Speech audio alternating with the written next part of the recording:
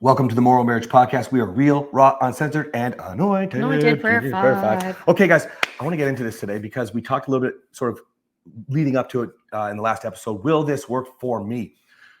Welcome to the MorrowMarriage podcast. I'm so excited. It's the 100th episode. I want to talk to you today about something that I do with my men in the program. See, most programs, they encourage you not to talk to your partner about them. I'm Cass. I'm Kathryn.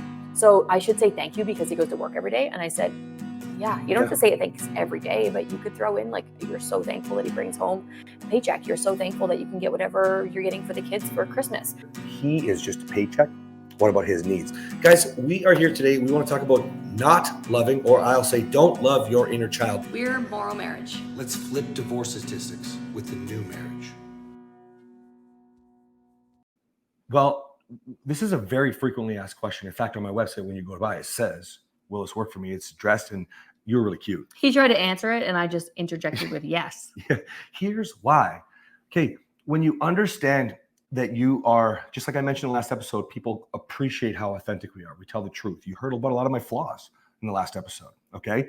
And so when you understand that if we can save our marriage from the depths of hell, then we can give it to you. Now, here's what we have noticed, okay? Some of it is in the language. We always talk, even the book, Disrupting Divorce, Saving the New Man, Saving Struggling, Sexless, and Toxic Marriages.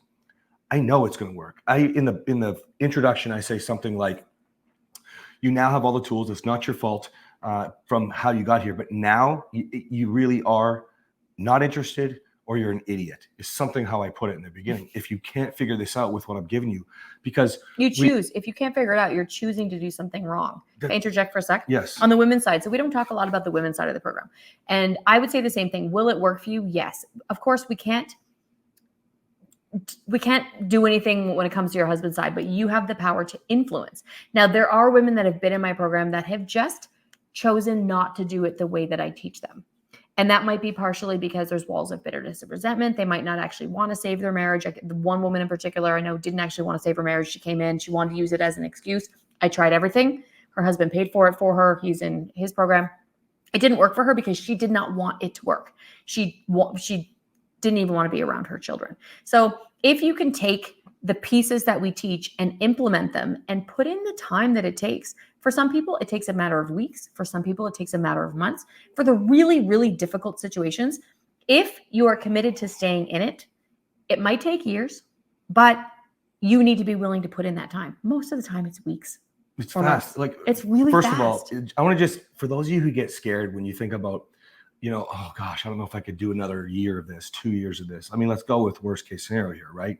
Like at the end of the day, it's a blip in time. I teach something called the patience formula. And when you understand that you don't get to decide your partner's pain, trauma, wounds, their triggers from the past, you understand that you have built up a history and everything has led to now.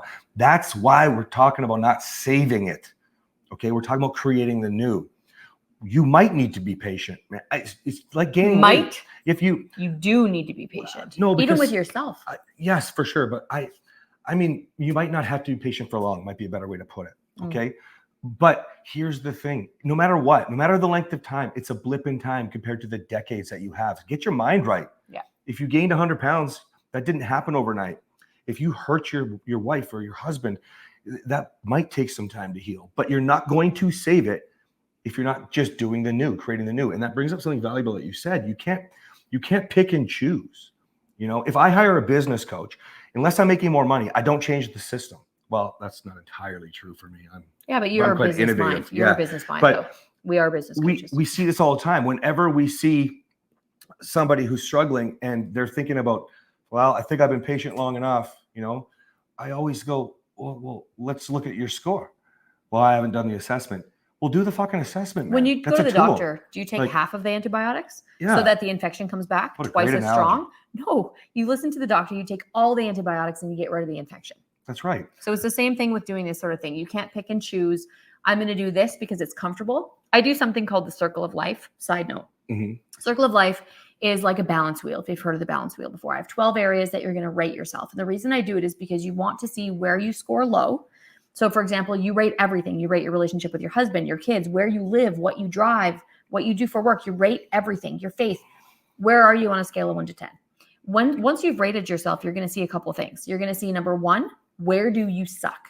Where are you scoring under 5? 1, 2, 3, and 4. The other thing you're going to see is you're wanting to make a circle when it's a wheel, right? You want to see a circle. You're going to see how out of balance you are. The reason I do this is a couple different reasons, but one of the things is that we pour our energy into the things that we're good at. And so if we give you 2 different strategies that we believe are going to work to help you get out of the hole that you're in, and you say, well, I'm going to just do this one, but I'm not going to do this one. Well, if you only pour yourself into the things you're comfortable with or the things that you're good at, you're never going to grow in the areas that you suck at. So if you're a really good mom or dad and you pour your energy into your kids, but you suck as a wife and you suck as a husband and you don't want to put energy into that, so you're just like, oh, I can fill my cup by being a good mom. I can fill my cup by going to work and working overtime without talking to my husband or my wife. Well, you're doing that on purpose, because when you pour your energy into your job, you make money, you feel like a provider. Or as a wife, whatever that is for you, it could be the same thing. You feel like a provider, you make money, you feel independent, whatever that is, but you don't pour energy into your partner because you suck at being a partner and your partner sucks at being a partner. So when you do the balance wheel, you see where you are low, and automatically you should assume, okay, I suck at those things. I know I haven't been pouring my energy into. How do I get myself from a 1 to a 3 to a 4? The goal is 7 and above, 7 to 9. You don't ever want to rate yourself 10, because you should never stop growing. This brings up such a valuable point. On a call this morning, a guy was like, yeah, I don't know. Like you do, like I give 24 group coaching calls a week. That's unheard of. Okay. Now I do that because I want lots of support for you. I want rapid results. I also do something different. One-on-one is no longer allowed. It has to be 2-on-1. Why? Because we want multiple realities. Go back and listen to the other episode. Reality checks. Okay. So the reason I do this is because it's uncomfortable. You've already been doing this alone or talking to a therapist, right? Maybe you've gone through 5 therapists, We do that too. I don't know if you know that. We don't have one single direct message. There's always, we call it a backup coach. Mm-hmm. We do it for liability. We do it for reality. We do it for backup on all sides, because we don't want anybody to ever be, what if you have a disagreement? What if you don't agree? There needs to be almost like a mediator sometimes. Yeah, it's really, really important. The reason we do things, but they're going to break you out of your comfort zone. I can't tell you. It's probably 40%, I think is the number. Let's say close to. Men don't use the calls. Men don't use the chat on the app. Well, that's part of why it works, because you get into a low and you get upset and you are in your reality and your pain and your hurt, and then it doesn't work for you, right? So you have to understand, whatever it is that you choose to do, ask the right questions when you're joining them. Did they save their marriage from the depths of hell? Did they even save their marriage? That's a good one. Were they even married? That's right. That's a good one. The theory of marriage is not the same as being married. It's like parenting. Mm-hmm. I was a nanny and I worked at daycares a lot before I had kids. I will tell you right now, it is not the same. No, that's right. It is not the same. So it might be uncomfortable to go on a call where I talk about how I violently hurt my wife or emotionally abuse my wife. And it might make you feel uncomfortable. But if you don't get out of your comfort zone, it's not going to work for you. It doesn't matter what we're talking about in life. What about somebody who's like 500 pounds going to the gym? You think it's comfortable for them to go to the gym? Even people that are 200 pounds. Rate themselves a 1. Why do they not do it? Because they're not good at it. They haven't grown in the skills. They feel insecure. They feel it's exact same thing. Whether you want to lose 500 pounds or you want to make your marriage better, you're not pouring your energy into something that you would rate yourself low, that you quote unquote suck at. So will it work for you? It will work for you if you implement the skills that we give you. If you decide to commit to the process, use everything that we offer. Like he said, his program is a lot more robust than the women's program. 24 calls. There's 24-hour chat. There's all these different things. If you don't use it, you can't get the help. And if you don't get the help, you can't take that energy that you need to be pouring into your marriage and pour it in. And you're going to continue pouring it in more. I'm talking to the men right now, but it's the exact same thing for the women. It's the same, because there's other things we didn't even address. Will it work for me? Well, did you stop drinking? And drinking is a problem. Drinking brings out the part of you that you haven't worked on. So that doesn't work. So why are you still doing what doesn't work? Sometimes you guys think you need some big fancy program. Some of you just need to make some light bulbs go off. Mm-hmm. All right, guys, we'll see you next time. Bye.